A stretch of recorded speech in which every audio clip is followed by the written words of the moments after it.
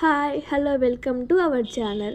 ఈరోజు మనం ఒక అమ్మాయి తన లైఫ్లో నుంచి వెళ్ళిపోయినాక అబ్బాయి ఎలా ఫేస్ చేస్తాడో దాని గురించి. సో స్టోరీ నేమ్ వచ్చేసి అమ్మాయి లైఫ్లో వెళ్ళిపోయాక అర్థమైన ప్రేమ కథ. ఇది రియల్ స్టోరీ బేస్ చేసుకుని చెప్పబడుతుంది. సో కథలోకి వెళ్దామా? అనిల్ సాధారణ అబ్బాయి, ప్రేమ విషయంలో చాలా కేర్లెస్. వెన్నెల అతని జీవితంలోకి వచ్చినప్పుడు ఆమె అతన్ని తన ప్రపంచంలా చూసింది. రోజు కాల్ చేసేది, మెసేజ్ పెట్టేది, తన రోజు ఎలా గడిచిందో చెప్పేది.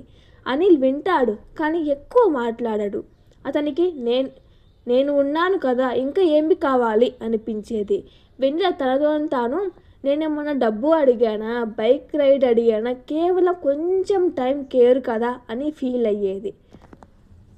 నాతో కొంచెం మాట్లాడితే చాలు అని అడిగిద్ది. కానీ ఎన్నిసార్లు అడిగినా అనిల్ పట్టించుకోలేదు. చిన్న చిన్న మాటల్లో కూడా ఆమె మనసు బాధ పెట్టేవాడు. ఆమె ఆ పెయిన్లో ఏడ్చినా ఇవన్నీ ఓవర్ అని అనేవాడు. రోజులు గడిచాయి.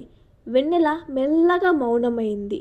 ఒకరోజు నన్ను నిజంగా ప్రేమిస్తున్నావా అని అడిగింది. అనిల్ అలసటగా ఇన్ని రోజులు ఉన్నాను కదా, అదే ప్రేమ అని అనేవాడు. ఆ మాట ఆమె హార్ట్ని విరిచింది. కొన్ని రోజుల తర్వాత వెన్నెల నిన్ను వదిలిపెట్టడం కన్నా నన్ను నేను కాపాడుకుంటాను అని మెసేజ్ పెట్టి పెయిన్తో బ్లాక్ చేసింది. అనిల్ మొదట సీరియస్గా తీసుకోలేదు. కానీ రోజులు గడిచినా ఆమె నుంచి ఒక కాల్ కూడా రాలేదు. అప్పుడు అనిల్కి తను ప్రేమ లేక కాదు, కేర్ లేక ప్రేమను కోల్పోయాడని అర్థమైంది. రాత్రులు నిద్రలేదు. పాత చాట్ చూస్తూ ఏడ్చేవాడు. తన తప్పు అర్థమైంది. వెంటనే వెన్నెలకు మెసేజ్ పెట్టి కొత్త సిమ్ కొనుక్కొని కాల్ చేశాడు. ఆమె లిఫ్ట్ చేయలేదు. రోజు మెసేజ్ చేస్తూనే ఉన్నాడు. వెన్నెల నాకు తప్పు అర్థమైంది, నిన్ను బాధ పెట్టాను అని మెసేజ్ పెట్టేవాడు. ఒకరోజు తన రిప్లై ఇచ్చింది. అనిల్ కన్నీళ్ళు వచ్చాయి. ఆ రోజు నుంచి మారిపోయాడు. రోజు good morning, good night, caring అన్నీ చూపించేవాడు. ఆమె రోజులా ఉందో అడగడం, తను ఎలా ఉన్నాడో చెప్పడం, ఆమె బాధలో ఉంటే వింటాడు, ఆమె హ్యాపీ అయితే స్మైల్ చేస్తాడు. కొన్ని రోజుల తర్వాత వెన్నెల మళ్ళీ అతన్ని నమ్మింది.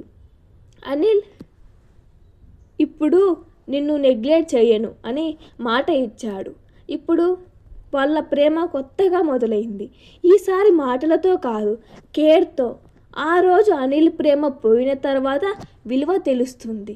కానీ తిరిగి వచ్చిన ప్రేమని ప్రాణంలా కాపాడుకోవాలి అని తన డైరీలో రాశాడు.